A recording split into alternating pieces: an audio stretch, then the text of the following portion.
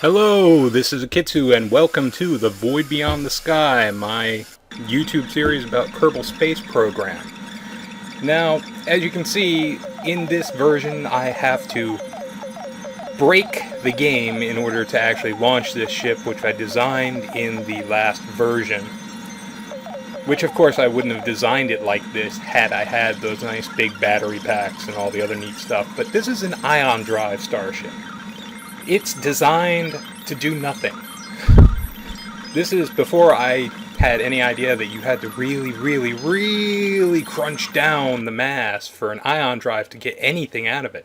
I figured the more you put on it, the more engines and stuff, the better it's going to be. But of course, that just doesn't happen in Kerbal. In Kerbal, weight is the key, and this is over 1,000 something parts. I believe it's 1,900 parts, which is a lot of parts. And of course, when I did the new version, it fell apart every time on the runway. Literally. Just like this. Well, not just like this, because this is actually with the unbreakable joints and all the other things, but as you can see, if you don't really take it slow, it's going to give you a spectacular crash, which is great for crashing, but literally this took me hours and hours and hours to film because the frame rate was down to nothing because of all the wonderful parts. Now, as I said, this ship was designed to give a steady ion drive kind of thrust, just launch this sucker up into space and see what happens. And of course, when it gets into space, nothing happens because it has no thrust at all. So of course, I threw on a couple extra boosters and stuff like that just so I could have some maneuverability. But then I kind of forgot that I needed to have, more of the RCS in order to steer. So, literally, this thing takes forever to turn. It takes forever to do anything. And I really need to redesign it. But that's good because they have the new battery packs in the new one. They have the new computer controls, everything. This is running on the new one, but unfortunately, the new one just doesn't want to play good with my parts. Now, here we go with a nice slow, really slow kind of, slow and steady, gravity-free launch. It's the only way I can get this into space at this point, and unfortunately, it's just really accident-prone once it gets up to 30,000. So, as you can see, here we go, we're lifting off, we're going for it, we're getting there. It's a beautiful day. You got the sunrise coming up. It's just really nice, and these poor Kerbals have no idea what they're in for. Now, I actually have a really neat kind of deployment system on this for the booster engines. Once they actually use up all the fuel on the booster, on a normal launch, the first tank will be going about that time. Unfortunately, it kind of has a spin effect, which I put radial engines on in order to try and compensate for, but I keep forgetting to turn them on. And they're hotkeyed to 5, so you see all those little spinny ones around there that just dropped off? Those were my only way of countering the rotation. Now they're gone, except for 2 little tiny ones, and they're not hooked up to anything.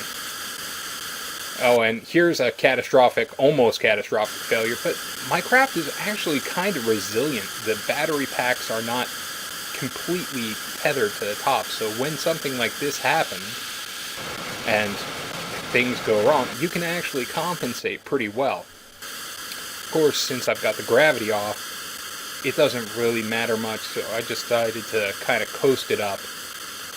There goes that one last one that was off center, and here we go.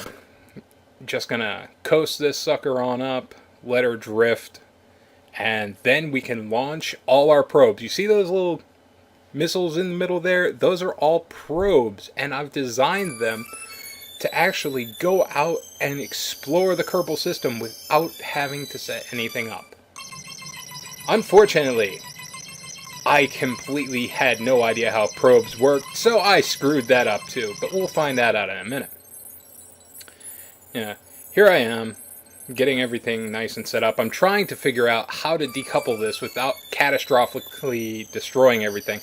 And I really didn't figure that you can't eject them without, being off the time lapse. Stupid me. I'm fairly new to the game. I bought it during the Steam sale, so you'll have to forgive me if I'm completely clueless. But here we go! We're free! And here's the ship. It's actually undamaged except for a few solar panels, which is good. So I can't really complain that much about the fact that it's got a little bit of damage and it's going really nicely, and here I am trying desperately to steer it with my RCS, which I only applied to the probe in the center of the whole thing for some stupid reason. And what I'm trying to do here is I'm trying to line it up towards the sun, because the whole idea of my probes is that I want to shoot them at least at the sun to try and, get them going in that direction, so maybe they'll spin around it and go shooting off all over the system. It's actually a really interesting plan, and I really wish that I would have known a little more about probe design before I made it, because as you can see, none of these probes have computer control. And I've just launched them without having the damn thrust up, which means all those ion drives on those are completely inoperable.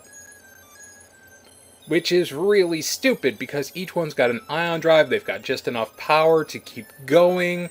The power is, the solar cells are on one side, so it's only going to kind of thrust when the sun is shining on it. It's a really interesting design, and I really would have liked to have tracked them. And I really would have liked to have had some kind of, result from this, but now I'm going to have to completely relaunch everything in order to get this going right.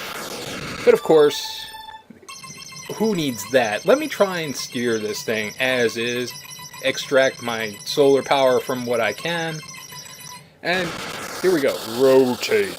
Oh, look at that. It's beautiful, but that's under thrust. I have just a little bit of thrust and a little bit of power on this ship left, as you can see from my very dwindling supplies. It's got a bad rotation, it's very hard to steer, it's very hard to get on target, so I'm basically using the SAS to try and get there, but the new SAS is nowhere near as good as the old SAS. And, space in general, it's very hard to get the steering right when you have a bad steering system. But here you can see I'm gradually increasing that orbit, trying for that circular orbit. And, there's the last of my fuel about to go. Well, let me save it for when I'm pointing in the right direction, and maybe, just maybe, come on, baby! No! So, here we go. The RCS is going crazy, trying to steer this in the right direction. For the most part, I'm pleased with the energy consumption. I'm pleased with the fact that it's actually firing, but it's just too much mass for an ion drive ship. I will be redesigning this because I really think this is a viable idea. Not a viable ship per se, because it's really badly designed, and the new battery packs are 4,000 charge, and that's really nice. And I would have loved to have not had to have giant stacks of little tiny batteries everywhere, but they kind of are pretty. They glisten in the starlight. They're really nice looking. But here I'm going to try and redesign it, make it a little bit smaller. Yeah, I think this is 172 on the tonnage. That's completely ridiculous. So, here I go. I'm trying. Oh, look at that expand out at no speed at all. As you can see, with most ion drives, if you thrust in the right direction for long enough, this will eventually widen out. And on smaller probes, it'll go much quicker than this. Here I am, I'm stuck at 1x time if I want to thrust this up at all, and it's just really bad. Of course, this is with gravity on. I could turn gravity off and just keep going, but what's the point? If it's not going to fly at all, then there's no point to it. I will be relaunching, but when I relaunch it, I'm going to just do it so I can launch my probes properly. I might actually tweak the probes to make them actually have a Sputnik on it, so that they can actually go and have some kind of control. But I may just sit there and try the whole thing over again and launch them as is. It kind of seems like a waste because oh, this thing is dying. I mean, come on. Anyway, like I said, this is going to be... I finally got it lined up. It finally stopped wobbling after a while. But anyway, this is going to be something I'm going to have to relaunch. I'm going to have to set it back up because I really want to see those probes go flying out, but at the same time, I can't track them like this. I can't do anything with them like this. I want to see hundreds of little probes go flying out, and I want to see where their paths are and where they're going to go and what's going on. So I really need to redesign the probe, but unfortunately, the way this ship is set up, those probes are in there. They are tethered together. There is no way for me to actually alter them unless I just kind of throw something on there. And I'm just going to have to look at it and see what I can do in order to try and do that. But anyway, this is the end for now. I'm going to go back and I'm going to sit there and try and redo that launch. And if I do, it'll be right here afterwards. So I'm not even going to talk anymore. I'm going to go ahead and stop the recording. And hey, I've been having a great time talking to you. My name's Kitsu. This is The Void Beyond the Sky. I'm going to continue this series. It's going to be a bunch of weird ships, a bunch of explosions, a bunch of fun stuff. You know, crazy ideas that any normal, sane person with any kind of degree in rocketry would never even think of. Because, quite frankly, I'm insane. And I really don't care, and I don't know anything about Delta V. I just know I want to throw rockets on it and see it fly. And that's the beauty of Kerbal. You don't have to be a rocket scientist to enjoy blowing things up in Kerbal. So anyway, I'll see you all next time, and thank you for tuning in. I understand that you just sat through 13 minutes of nothing.